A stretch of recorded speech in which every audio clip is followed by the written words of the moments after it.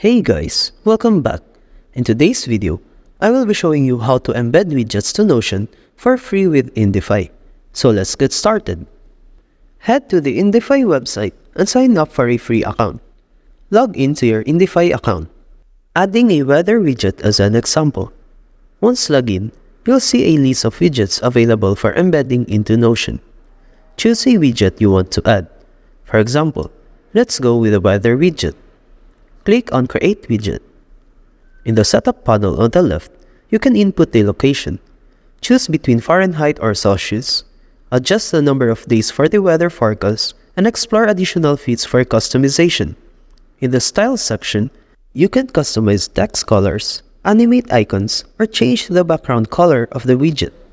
Once satisfied, copy the embedded link on the bottom left. Head back to your Notion page. Click on any empty space on your Notion page, type -embed, and paste the copied Indify URL. Final steps.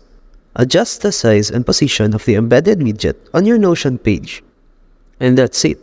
You've successfully added a widget to your Notion page using Indify. Feel free to explore different widgets and styles to enhance your Notion experience. That's it for this video. I hope this video helped you out. Thank you for watching. See you next time.